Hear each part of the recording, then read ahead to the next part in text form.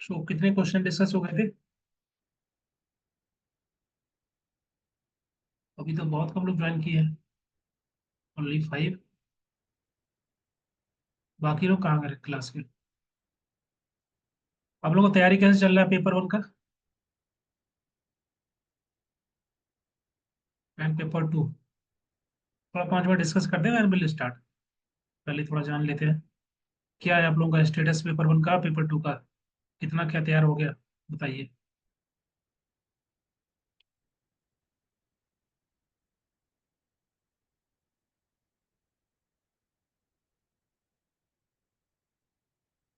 हम्म। 2 minute wait कर लेते हैं, फिर क्लास स्टार्ट करेंगे, क्योंकि कुछ लोग ज्वाइन कर लेंगे जब तक। तब तक हम लोग डिस्कस कर लेते हैं। सर पेपर वन तो अभी मैथमेटिकल रीजनिंग चल रहा है। ओके, आप इसमें पेपर वन क्लास में है ना? हाँ, उसमें आपका यूनिट वन हो गया है, और सेकंड, फोर्थ, राइट, और आई थिंक फिफ्थ चल रहा है, ऐसा कुछ है। Okay. And what about others guys, बाकी लोग, आप लोगों का प्रिपरेशन कैसा चल रहा है?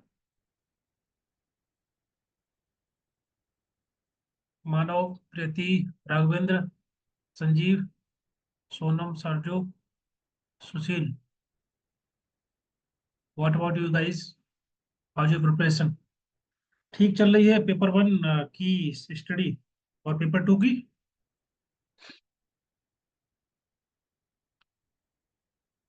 सी वीक में एटलीस्ट, अभी तो जो एग्जाम के अभी टाइम है, तो एटलीस्ट वीक में एक फुल लेंथ मॉक टेस्ट देना चाहिए आप लोगों को, जिसमें 150 क्वेश्चन हो।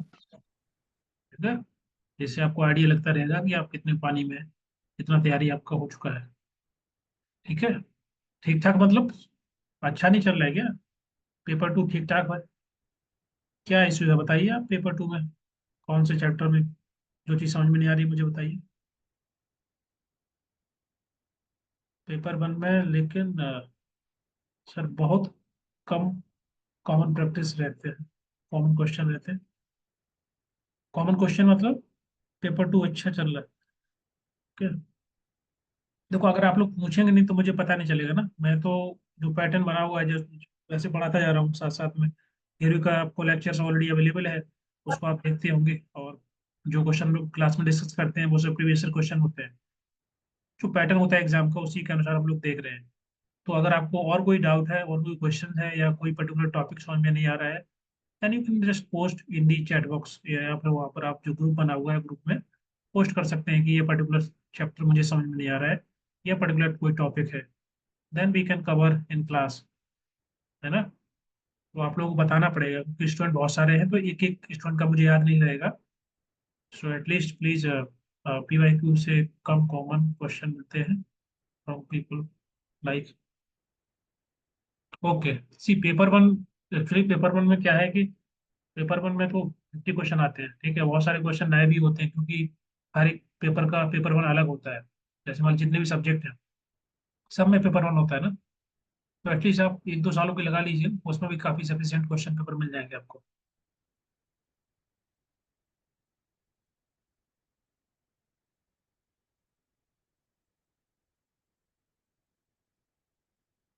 ठीक है।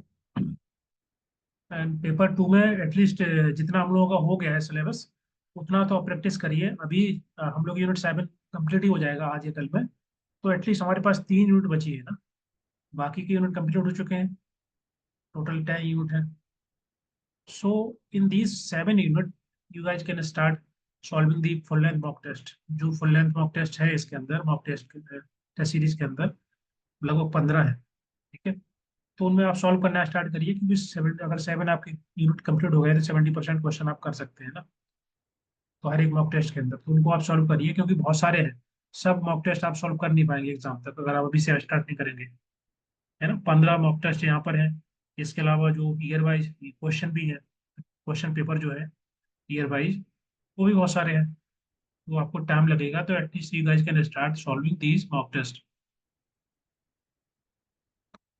Higher education environment unit so vast. हाँ, अब तो वो तो यार अब सभी के लिए है ना। जो लोग भी एग्जाम देंगे सबके लिए वास्ट है। कोई कोई टॉपिक ज्यादा बड़ा होता है, जैसे यूनिट 5 है हमारा। तो यूनिट 5 काफी बड़ा है, यूनिट सेकंड भी बहुत लेंदी है ना। ऐसे यूनिट 10 भी होगा, 9 भी होगा, तो कुछ कुछ चैप्टर तो बड़े होंगे, कुछ छोटे भी होते हैं, जैसे हम लोगों ने यूनिट 6 डिस्कस किया था। तो यूनिट 6 छोटा सा चैप्टर यूनिट है, जल्दी डिस्कस हो गया था। यूनिट 3 भी छोटा है, 4 भी छोटा है।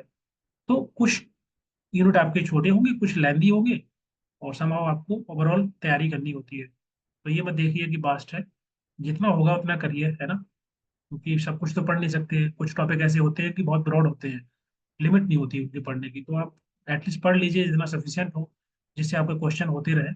आपको अचानक से कोई क्वेश्चन आ जाता है तो वो आपका अनलक समझ सकते हैं कि आप अपने लकी नहीं है, क्योंकि कभी कभी जो टॉपिक हमको आता है उससे इतना डिफिकल्ट क्वेश्चन आ जाता है कि हम सॉल्व भी नहीं कर पाते हैं, तो फिर क्या ही कर सकते हैं। बट पढ़ के जाइए। मान के चलिए कि आप जो एग्जाम में क्वेश्चन आएंगे वहीं से आएंगे जो आपने पढ़ा हुआ है। इतना भरोसा लेकर के आपको एग्जाम में जाना है। ठीक है। दो चार क्वेश्चन तो ऐसे रहते हैं हर एक पेपर में जो कि आप नहीं कर पाएंगे, या आउट ऑफ सिलेबस होते हैं, या उस टॉपिक से बहुत डिफिकल्ट क्वेश्चन आ जाते हैं। सो इस चीज़ को आपको ध्यान में रखना है, तैयारी करना है। ठीक है, चलो अभी हम लोग स्टार्ट कर लेते हैं।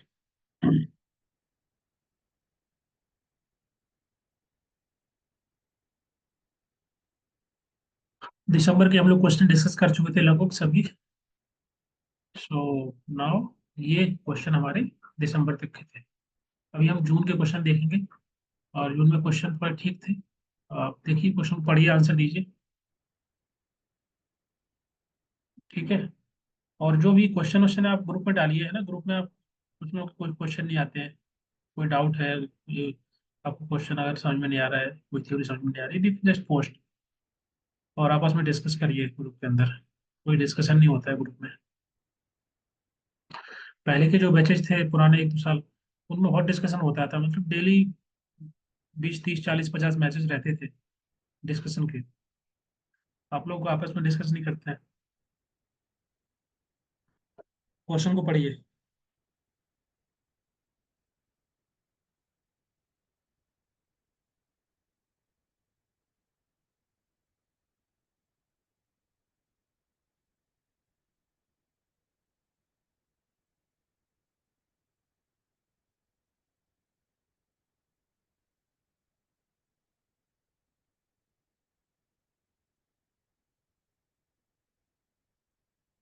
क्वेश्चन में बोल रहे हैं कि सभी, लगभग सभी जो भिखारी हैं, बेगर्स होते हैं, दे आर होमलेस, पास बेघर हैं। But all homeless are not beggar, सभी बेघर लोग हैं जो भिखारी नहीं। और दूसरा लिखा है कि most of the programs for the homeless, बेघरों के लिए जो अधिकांश कार्यक्रम होते हैं are directed towards the eradication of beggary, beggary को खत्म करने के लिए, भिक्षावृत्ति को खत्म करने के लिए उसी दिशा में होते हैं जितने भी प्रोग्राम होते हैं। तो इज इट राइट? क्या आंसर होगा? देखो पहला जो लिखा है वो तो सही है, क्योंकि यहाँ लिखा है ऑलमोस्ट, लगभग सभी, मतलब सभी तो नहीं, लेकिन लगभग सभी बेगर जो होते हैं वो होमलेस होते हैं। ठीक है। लेकिन सभी homeless are not beggars, homeless का मतलब बेघर होता है। तो बेघर बेरोजगार भी हो सकते हैं, जो बेरोजगार है ना। जो डिसेबल्ड पर्सन है, वो काम करने में असमर्थ है, हो सकता है वो बाहर हो, उन्होंने सड़कों पर रहना चुना हो। तो बहुत सारे ऐसे लोग हो सकते हैं जो कि बेघर नहीं है लेकिन बाहर रह रहे हैं।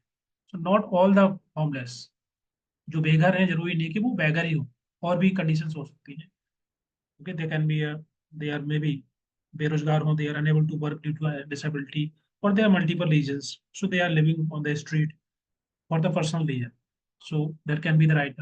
सो यहाँ पर जो पहला कथन है वो सही है कि सभी के सभी, मोस्ट ऑफ द बेगर जो है वो होमलेस होते हैं। नॉट सभी, मतलब ऑलमोस्ट, कुछ कम हो सकते हैं। 90% जो है homeless, but all homeless are not beggar. So we can mark first one जो करेक्ट है। दूसरा लिखा है कि most of programs for homeless are directed toward the eradication of beggary, beggary को खत्म करने के लिए प्रोग्राम होते हैं। जो जैसे मैंने यहाँ पर बताया कि जरूरी नहीं कि सभी होमलेस बेगर ही हो, तो जरूरी कि नहीं जो प्रोग्राम चलाए जा रहे हैं वो केवल बेगरी को खत्म करने के लिए हो। ओके। और जो प्रोग्राम होते हैं, बहुत सारे ऐसे प्रोग्राम्स होते हैं, जैसे मैंने बताया कि लोग बेरोजगार हैं, तो उनको एम्प्लॉयमेंट देने के लिए प्रोग्राम हो सकता है, उनको ट्रेनिंग प्रोवाइड कराना, उनको असिस्ट प्रोवाइड कराना, फूड प्रोवाइड कराना, हेल्थ केयर फैसिलिटी प्रोवाइड कराना, जो भी होमलेस पीपल है। सो that is not only for the eradication of beggary. These program can be also for the assistance, for the training, for the uh, employment, for the food, for the shelter, for the education। कई प्रकार के programs होते हैं। So option number second जो reason है आपका गलत होगा। So we can mark option number C. दूसरा गलत है। समझ में आ रहा है? दोबारा एक्सप्लेन कर दूं? विनीत कुमार आपने बी मार्क किया है। बताइए। जिसको अगर समझ में नहीं आया मैं दोबारा रिपीट कर देता हूँ, एक बार बोल देता हूँ। देखो, क्वेश्चन में लिखा है कि जितने भी मोस्ट ऑफ द बैगर हैं वो होमलेस हैं। तो ठीक है, बहुत सारे बेगर होते हैं होमलेस होते हैं, लेकिन जरूरी कि नहीं सभी बेगर जो है, सभी होमलेस जो है, सभी बेगर लोग होते हैं वो भिखारी नहीं है। बहुत सारे बेगर होते हैं वो भिखारी नहीं होते हैं, फिर भी बाहर रहना पसंद करते हैं, मतलब होमलेस जो घर के बेगर रहते हैं वो जरूर नहीं बेगर ही हो ऐसे। बहुत सारे अलग अलग कंडीशन होते हैं। तो ये पहला सही है। दूसरा लिखा है कि जितने प्रोग्राम चलाए जाते हैं वो बेगरी को खत्म करने के लिए होते हैं। नहीं, बहुत सारे प्रोग्राम होते हैं जो एजुकेशन के लिए होते हैं, हेल्थ के लिए होते हैं, फूड प्रोवाइड कराना, शेल्टर प्रोवाइड कराना, एजुकेशन प्रोवाइड कराना, एम्प्लॉयमेंट प्रोवाइड कराना, ट्रेनिंग देना, वोकेशनल ट्रेनिंग्स वगैरह होती है, क्योंकि जो लोग बेरोजगार हैं उनके लिए ये सब चाहिए होता है। तो ये आपका कथन गलत हो जाएगा। Next question, question number 32। Question को पढ़िए, आंसर दीजिए। यहाँ measure has been implemented by the government of India for the protection of children. बच्चों को बचाने के लिए, यहाँ पर सुरक्षा के लिए, बच्चों की सुरक्षा के लिए भारत सरकार के द्वारा कौन से उपाय लागू किए गए?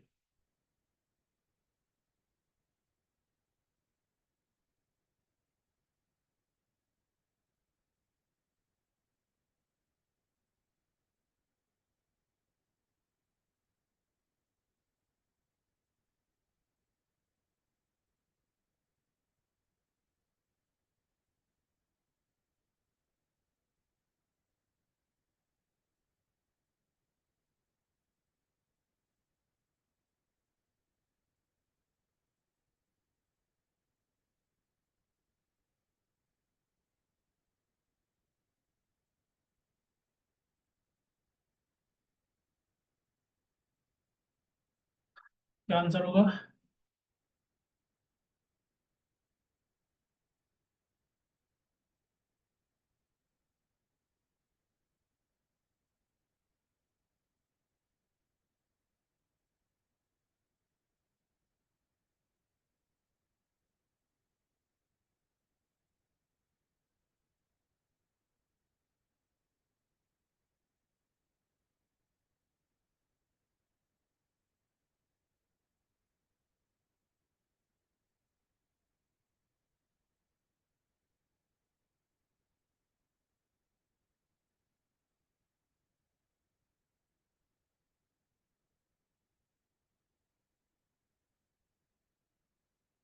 पढ़िए, आंसर दीजिए। देखो, समझ लीजिए, पहला इसमें स्टेटमेंट है कि protection of children from the sexual offence act was amended in 2019 to include the life imprisonment for the aggrieved sexual offence. ठीक है, तो गंभीर जो यौन अपराध होते हैं, हमले होते हैं, उनके लिए इस एक्ट को जो अमेंड किया गया था, ताकि उसमें लाइफ इम्प्रिजनमेंट मतलब आजीवन कारावास जो है उसको ऐड किया जा सके। इसलिए अमेंडमेंट, इसको अमेंड किया गया था।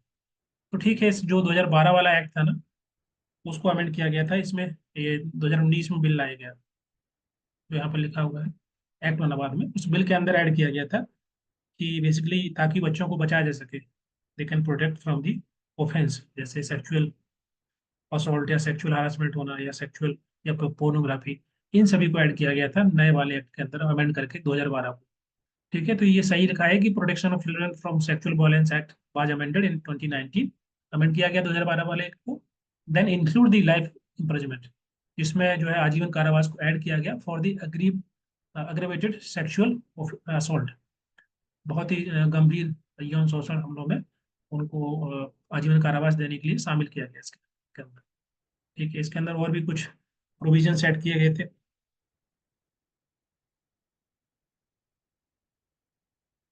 अग्रेवेटेड सेक्सुअल असॉल्ट में जो है एक दो और क्लॉज ऐड किए गए। पहला तो इसमें ये था कि जो भी नेचुरल कैलेमिटी आती है कहीं पर, जैसे कहीं पर बाढ़ आ जाती है या कहीं पर और कई प्रकार की कैलेमिटी होती है, तो उस दौरान किसी भी प्रकार का अगर असॉल्ट किया जाता है बच्चों पर, तो उसको भी इसके अंदर डाला गया है एग्रीवेटेड सेक्सुअल ऑफेंस।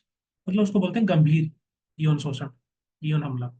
और दूसरा इसमें ऐड किया गया है कि अगर किसी भी रूप से, किसी भी प्रकार से अ, बच्चों के अंदर सेक्सुअल मेच्योरिटी लाने के लिए उनको ड्रग दिया जाता है या कोई केमिकल सब्सटेंस दिया जाता है, ठीक है, हार्मोनल चेंज किए जाते हैं, तो उसको भी इसी कैटेगरी के अंदर डाला गया है, एग्रीवेटेड सेक्सुअल असॉल्ट के अंदर, गंभीर यौन शोषण।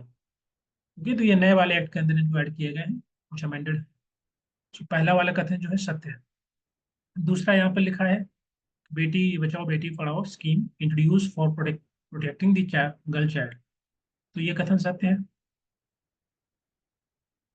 अच्छा, इस स्कीम को कब लाया गया था, एनीबडी?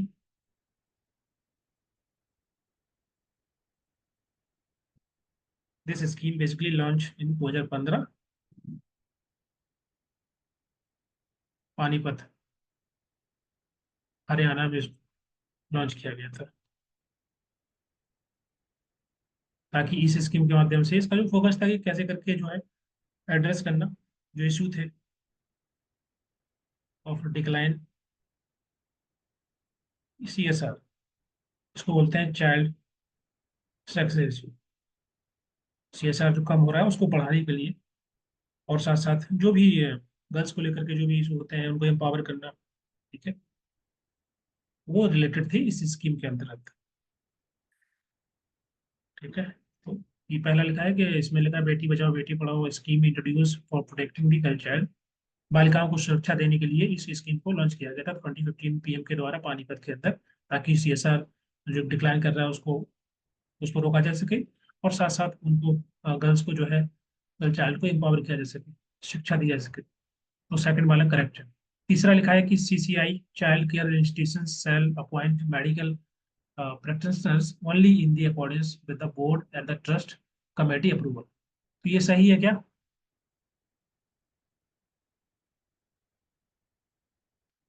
बताइए।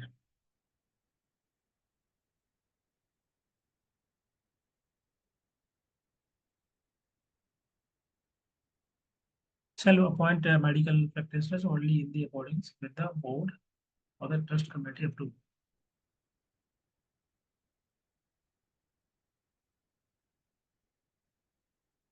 तो ये जो है, ये जो आपका स्टेटमेंट है ये रिलेटेड है। ये बेसिकली बच्चों को बचाने के लिए, उनको सुरक्षा प्रोवाइड करने के लिए नहीं है। ये बोल सकते हैं कि that is a part of administration, है ना। यहाँ पर एक मेडिकल प्रैक्टिशनर्स को अपॉइंट करना है in according with the board and trust. So that is not a part of protection of children. यहाँ पर लिखा है कि जो इम्प्लीमेंट किया गया measure by the government for the protection of children. ठीक है, तो ये आपका एडमिनिस्ट्रेटिव प्रोसेस का हिस्सा है, that is not for the protection of children directly. तो ये आपका कथन इसमें नहीं होगा। तीसरा लिखा है नेक्स्ट है इसमें, the Indian penal code IPC has amended to include the rape committee on a male child. So is it right wrong?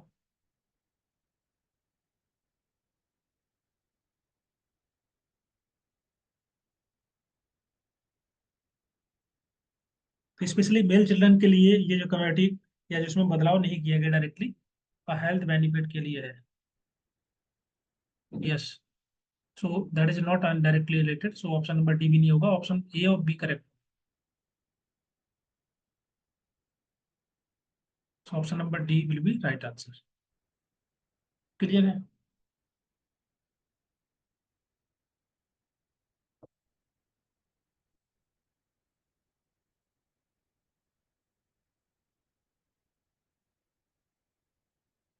आगे बढ़े। देन सी, अब देखो ये क्वेश्चन जो है ये थोड़ा सा लेंथी क्वेश्चन है, और आपको थोड़ा बहुत तो आना चाहिए इसके बारे में। तो कुछ क्वेश्चन रहते हैं जिनको आपको थोड़ा सा मतलब नॉलेज होना चाहिए, या इनकेस नहीं पता है तो एटलीस्ट आप ऑप्शन को एलिमिनेट कर पाए देख करके कि क्या क्या राइट आंसर हो सकते हैं।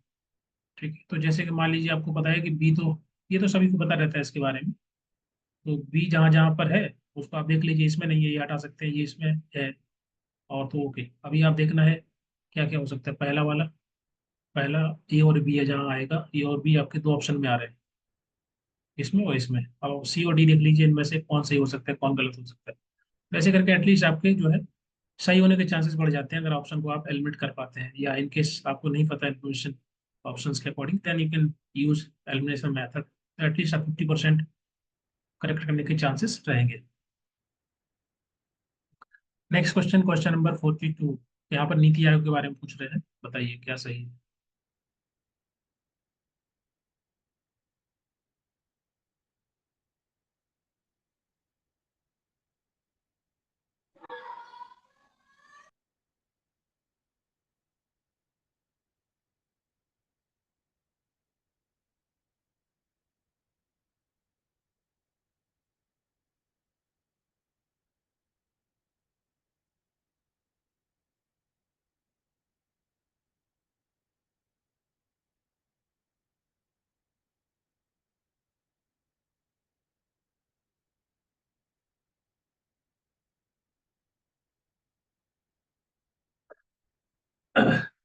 NITI Aayog entire gamut of activity, जो भी उनकी गतिविधि होती है नीति आयोग की, can be divided into following man heads. आप विभाजित कर सकते हैं मुख्य यहाँ पर जो लिखे हैं, जैसे कि पहला है प्लानिंग, बजटिंग एंड इम्प्लीमेंटेशन। योजना बनाना, बजट बनाना और इम्प्लीमेंट, उसको इम्प्लीमेंट करना। Is it right? देखो ये आपका प्लानिंग कमेट जो कमीशन थी ना, उसका पार्ट था बजटिंग करना। बजटिंग नीति आयोग के अंदर नहीं है, क्योंकि नीति आयोग एक थिंक टैंक है। ठीक है, तो ये बजटिंग नहीं करेगा, प्लानिंग कर सकते हैं, लेकिन ऑल्सो ट्रैक, उसको ट्रेस करना, वो सभी इवेलुएट करना, मॉनिटर करना, ये सभी है पार्ट आपकी नीति आयोग के। सो प्लान बजटिंग इसमें नहीं आता है, तो आपका पहला वाला कथन गलत हो जाएगा। जहाँ जहाँ ये है आप उसको हटा सकते हैं। अब देखिए B, policy and program framework. ठीक है, क्या पॉलिसी बननी चाहिए, किस प्रकार की बननी चाहिए, उसके रिगार्डिंग फ्रेमवर्क बना करके देना, तैयार करके देना, ये इसका काम होता है। क्योंकि ये policy, public policy think tank है सरकार का, तो ये बहुत इंपॉर्टेंट रोल प्ले करता है कि कैसी पॉलिसी बननी चाहिए, क्या प्रोसेस होगा। एक कॉम्प्रिहेंसिव ढंग से प्रोग्राम को बनाना, उसका फ्रेमवर्क तैयार करना, ये इसका काम होता है। तो ठीक है, तीसरा लिखा है कोऑपरेटिव फेडरलिज्म। इसका मतलब क्या होता है? इसका मतलब है कि जो स्टेट है और जो आपका सेंट्रल है, उनके बीच में प्रॉपर तरीके से कंसल्टेशन हो, कोलैबोरेशन हो, जिसको हम बोलते हैं इंटर गवर्नमेंटल कंसल्टेशन। ठीक है, तो ये प्रमोट करता है कोऑपरेटिव फेडरलिज्म। ठीक है, प्लानिंग कमीशन ट्रांसफर टू, नहीं नहीं, ट्रांसफर नहीं हुआ था, प्लानिंग कमीशन को हटा करके नीति आयोग बनाया गया था, है ना, उसके बाद आया था। दोनों के कार्य बहुत अलग अलग है, बहुत डिफरेंस है। ठीक है, वो जो प्लानिंग कमीशन थी, उसका जो अप्रोच था वो टॉप डाउन अप्रोच था, और जो नीति आयोग का अप्रोच है वो बॉटम टॉप अप्रोच है। थोड़ा उसको आप देखना नोट्स में। बहुत सारे फंक्शन जो है प्लानिंग कमीशन के नीति आयोग के नहीं है, जैसे बजटिंग का पार्ट है, ये नहीं है इसमें। ये काइंड ऑफ ये हेल्प करता है बस, थिंक टैंक की तरह काम करता है, इनोवेशन हब की तरह काम करता है, और रिसर्च करना, एनालिसिस करना पॉलिसी का, पॉलिसी के जो इशू है, कैसे हम बेहतर पॉलिसी बना सकते हैं, कैसे मल्टीपल सॉल्यूशंस प्रोवाइड कर सकते हैं, इनोवेटिव सॉल्यूशंस, जो भी कंट्री समस्याएं प्रॉब्लम्स फेस कर रही है उसको लेकर के, that is a part of NITI Aayog. So cooperative federalism हो गया कि विभिन्न सरकारों के बीच में कोलैबोरेशन बढ़ाना, कंसल्टेशन इंश्योर करना। तीसरा, प्लीज म्यूट करिए, मॉनिटरिंग एंड इवैल्यूएशन। ये ठीक है कि इसका मतलब होता है कि जो पॉलिसी बनती है, जो प्रोग्राम्स होते हैं, उनका कितना इम्पैक्ट है, उसको एवेलुएट करना, और प्रॉपर तरीके से फीडबैक बना करके सरकार को देना, परफॉर्मेंस और हर एक सेक्टर के, हर एक प्रोग्राम स्कीम्स। तो ये ठीक है इसका। And it is a think tank knowledge and innovation, अभी जो मैंने पहले बताया कि थिंक टैंक की तरह काम करता है। तो आपका बी, सी, डी और ई हो जाएगा। तो B will be right answer. इसमें किसी को डाउट तो नहीं है कुछ?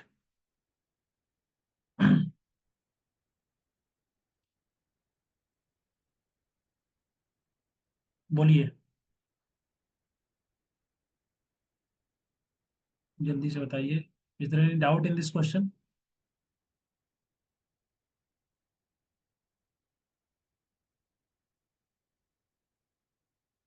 कोई कुछ बोल नहीं रहा है, कहा क्या हुआ? मुझे ऐसा लगता है ना कभी कभी कि क्लास में जो है, रात में क्लास होता नो है, सर, बोलिए। तो आप लोग जो है क्लास के साथ साथ और भी कुछ काम करते होंगे शायद, हाँ, ध्यान नहीं रहता है। रिस्पॉन्ड करते रहिए ताकि हमको भी लगे कि क्लास जो है वह जिंदा है, आप लोग सुन रहे हैं प्रॉपर। बी आंसर होगा। Next question, question number 51। National policy on voluntary sector was approved in which year? आपको बताइए। वॉलंटरी सेक्टर मतलब जो भी एनजीओ वगैरह होते हैं, या इस प्रकार के संस्था जो होते हैं, बनाई जाती हैं, उनके लिए एक पॉलिसी बनाई गई थी। तो इसको कब अनाउंस किया गया, कब बनाया गया? इसका काम होता है कि एक बेहतर जो वॉलंटरी सेक्टर है ना, उनके लिए अच्छा एक एनवायरनमेंट क्रिएट करके देना, बना करके देना, ताकि उनकी भी जो है जिम्मेदारी, अकाउंटेबिलिटी है, वो भी फिक्स हो, ट्रांसपेरेंसी हो, साथ साथ उनका जो रोल है, अ, विकास की जो मतलब जितने भी प्रोग्राम्स होते हैं, बहुत सारे प्रोग्राम्स जो होते हैं वॉलंटरी ऑर्गेनाइजेशंस करती है गवर्नमेंट के साथ मिल करके, तो उनको इफेक्टिव तरीके से कोऑर्डिनेशन हो, डेवलपमेंट हो, और उनकी अकाउंटेबिलिटी वो भी फिक्स हो। और बहुत सारा पैसा जो आता है दूसरे कंट्री से, जो फाइनेंशियल रिसोर्सेज होते हैं इंडिया के या अब्रॉड के, उनका सही तरीके से, लेजिस्लाइट तरीके से, वैधानिक तरीके से जो है मोबिलाइजेशन हो, उस चीज में, उस चीज को भी इंश्योर करना, तो उसके लिए एक पॉलिसी जो है बनाएगी, national policy on voluntary sector. तो विच वाज इन 2007। ठीक है। कौन सा आंसर होगा? फर्स्ट वाला होगा। समझ में आ गया ये पॉलिसी का क्या काम है? एक तो ये है कि जो वॉलंटरी ऑर्गेनाइजेशन है उनके लिए एक बेहतर एनवायरनमेंट क्रिएट करके देना। ठीक है, उनके अधिकारों को बचाना, उनके जो अधिकार है, राइट्स है, उनको प्रोटेक्ट करना। वॉलंटरी ऑर्गेनाइजेशन की ऑटोनॉमी होती है, उसको इंश्योर करना कि किसी प्रकार का इंटरवेंशन ना हो बाहरी संस्थाओं का। इसके अलावा बहुत सारा पैसा फंड आता है बाहर से, इंडिया से, इंडिया के लोग देते हैं, कोई भी संस्था देती है, तो उसमें ट्रांसपेरेंसी।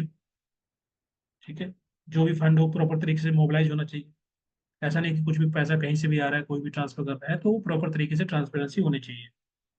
तो ये सभी की सभी चीज़ें, ये मल्टीपल जो है ऑब्जेक्टिव थे इस पॉलिसी के। उस चीज़ को इंश्योर करने के लिए पॉलिसी बनाई गई 2007 के अंदर। ठीक है, नेक्स्ट क्वेश्चन नंबर 28। यहाँ लिखा है कि what are the changes required to be made in RT 2009 as per the NEP 2020 की जो नेशनल एजुकेशन पॉलिसी है,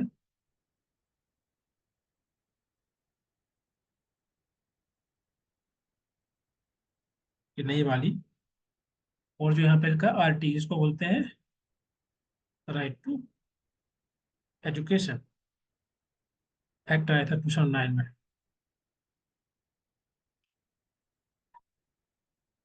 तो लिख रहे हैं कि NEP 2020 के अनुसार RT 2009 में क्या बदलाव किए जाने की आवश्यकता है? What is the change required in this act as per the new education policy?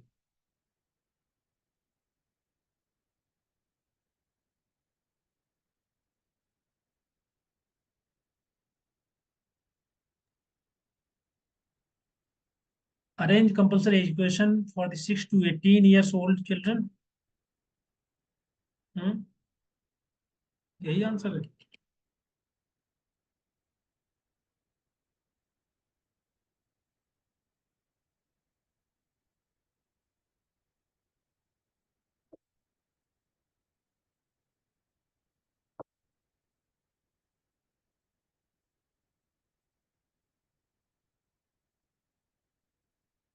बताइए क्या आंसर है इसका? सर डी होगा। D. Arrange compulsory education for this from the age of 6 to 18 year old children. पहला लिखा है कि 3 से 14 साल के बच्चों के लिए फ्री एजुकेशन। दूसरा लिखा है arrange free and compulsory education from 6 to 15 year old, 6 साल से 15 साल। और arrange free compulsory education from 3 to 10 year old and from 6 to 18 year. Option number इसमें डी होगा या सी होगा?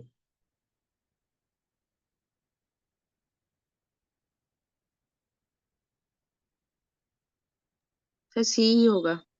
पहले 6 था, वो चेंज करके 3 हो गया अभी। हाँ वही ना, मतलब पहले ज्यादा था तो उसको कम किया गया। हाँ, 3। आरटी में 6 ईयर्स से शुरू होता था।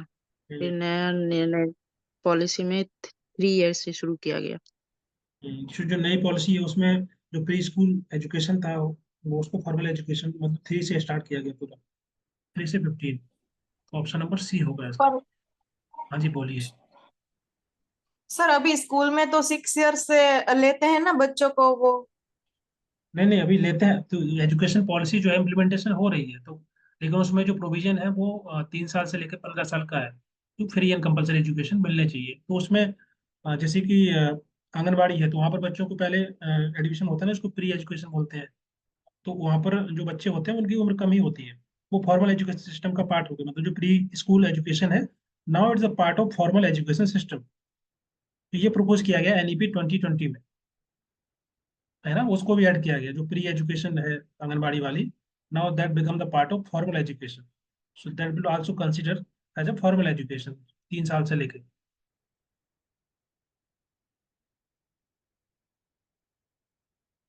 आंगनबाड़ी में जो बच्चों का एडमिशन होता है या जो पढ़ाया जाता है उनको शुरुआत में, वो वो पहले नहीं था इसका पार्ट, वो फॉर्मल एजुकेशन में नहीं था, अभी उसको ऐड कर दिया गया।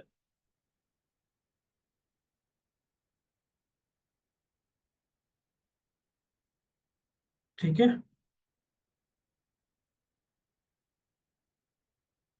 बताइए किसका क्वेश्चन था? So provide arrange the free and compulsory education from 6 to 15 year.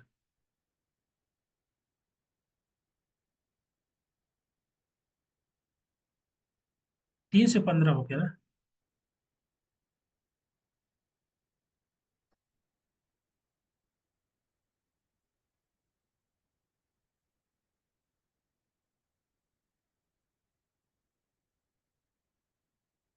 Clear है, ऑप्शन नंबर सी करेक्ट होगा।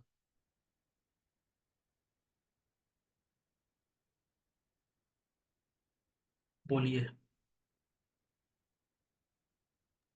हाँ सर क्लियर है। Next question. अच्छा, ये क्वेश्चन आपके थे इसमें जून वाले पेपर में, जून 2023 में जो क्वेश्चन आए हुए थे। अब ये क्वेश्चन ये है, 2, 3, 4, 5, 5 क्वेश्चन इसमें आए हुए थे। इसमें क्वेश्चन थोड़े से बोल सकते हैं कि अच्छे क्वेश्चन थे। पहले वाले जो दिसंबर वाला एग्जाम हुआ था अभी वाला, उसमें क्वेश्चन डिफिकल्ट नहीं थे, बस लेंथी थे, बस आपको देखना था। अभी क्वेश्चन हम देखेंगे जो कि इंपॉर्टेंट भी हैं और एग्जाम में आ सकते हैं। देखो, इस यूनिट से ज्यादा जो क्वेश्चन आते हैं ना, वो एसडीजी गोल्स को लेकर के आते हैं, एसडीजी गोल्स और NITI Aayog and SDI index, और एक दो इसमें प्रोग्राम पॉलिसी से भी आ जाते हैं क्वेश्चन, जिनका मैंने उसमें पीपीटी में ऐड किया हुआ है ना। जैसे कि गर्ल्स को लेकर के या ओल्ड एज पर्सन को लेकर के कौन कौन सी प्रोग्राम बनाए गए या पॉलिसी बनाई गई, प्रोग्राम जनरली कंसिडर हो रहा है इसमें, तो उनसे क्वेश्चन रहते हैं कुछ कुछ। सो उनको हम लोग देखेंगे, आगे क्वेश्चन है इसमें, तो आपको समझ में आ जाएगा किस टाइप के क्वेश्चन आ रहे हैं। पहला क्वेश्चन है कि महबूब उलक हैज पायनियर्ड द कंसेप्ट, इनके द्वारा कैसे कंसेप्ट को, अवधारणा लाई गई थी, मतलब कंसेप्ट को लाया गया था। Sir D human development index. Okay, please chat box में लिखते जाइए। सर इसका मतलब क्या है ये क्वेश्चन का? इसका मतलब है कि जो शख्स है महबूब उलक, उनके द्वारा ना, उनके द्वारा जो कंसेप्ट लाया गया क्या है, कौन सा है, उनके द्वारा बनाया गया था इंडेक्स, तो उसका नाम पूछ रहे हैं। क्वेश्चन का मतलब ये है। अब हिंदी में उसको कन्वर्ट करते हैं, थोड़ा ज्यादा हिंदी, शुद्ध हिंदी हो जाती है। महबूब उलक ने अवधारणा का बीड़ा उठाया, मतलब बीड़ा उठाया मतलब ये होता है कि इनके द्वारा जो है कंसेप्ट को डेवलप किया गया, है ना। जो हिंदी वाले हैं उनको समझ में आ रहा होगा इसका मतलब।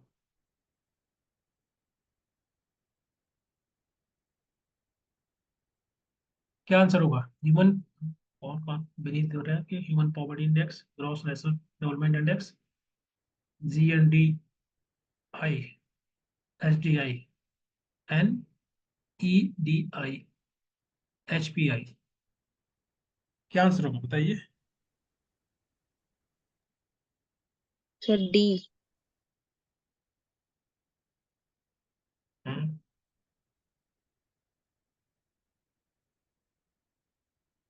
डी। बाकी लोग आंसर दीजिए।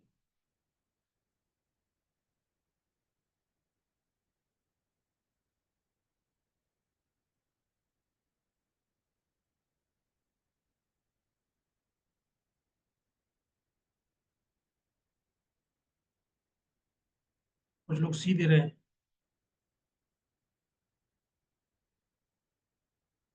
देखो, पहले तो ये देखो, ये जो है ग्रॉस नेशनल डेवलपमेंट इंडेक्स, ये कुछ होता नहीं है, ऐसा कोई इंडेक्स नहीं है। कोई क्वेश्चन के लिए बनाने के लिए उन्होंने ऑप्शन बना दिए हैं, ये कुछ है नहीं। ठीक है। और इकोनॉमिक डेवलपमेंट इंडेक्स, ऐसा भी कुछ इंडेक्स है नहीं। मतलब इकोनॉमिक डेवलपमेंट को हम बोल सकते हैं कि the process of improving the economic wellbeing और लिविंग ऑफ स्टैंडर्ड, लेकिन ऐसा कोई अलग से इंडेक्स नहीं बनाया गया है।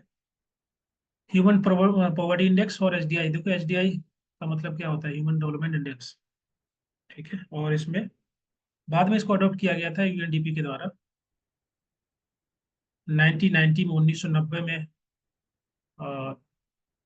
महबूब उलहक के द्वारा इसको जो है बनाया गया, कंसेप्ट को लाया गया, देन ईवी ने इसको अडॉप्ट किया। उसके बाद फिर एसडीआई की जो है रिपोर्ट जारी की जाती है। साहब, बी और सी वाला इंडेक्स नहीं है। ठीक है। हाँ, तो इसमें जो आपका पहला है human development index,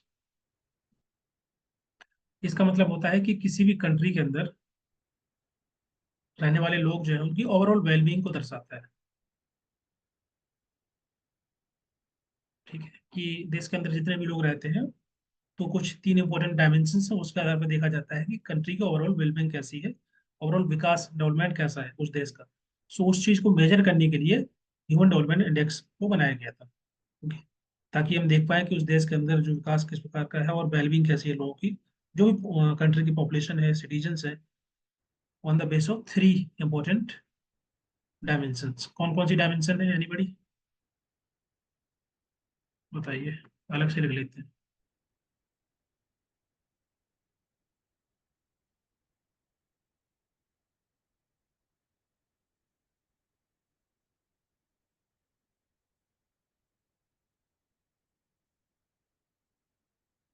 health, education and standard of living.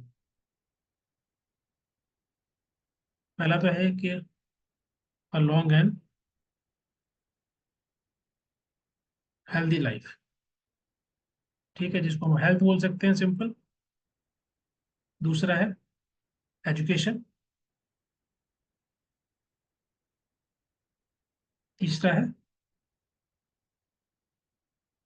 Living standard, मतलब डिसेंट स्टैंडर्ड ऑफ लिविंग। ये तीन आपके 3 डायमेंशन है। और ये 3 डायमेंशन के अंदर या बोल सकते हैं कि 4 इंपॉर्टेंट इंडिकेटर है, सूचकांक जिसको बोलते हैं इंडिकेटर,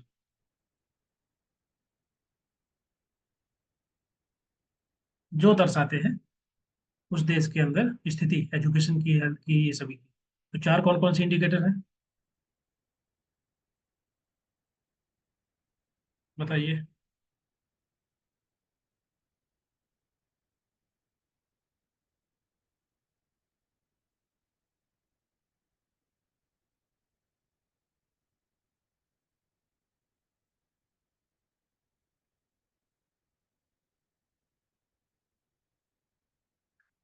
बोलिए।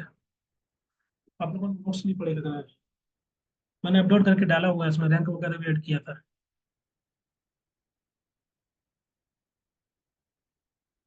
पहला है, एग्जाम में आता है, बहुत इंपॉर्टेंट है, सेट, जो जो लोग सेट का एग्जाम देते हो वहां पर ज्यादातर ये क्वेश्चन आता है। लाइफ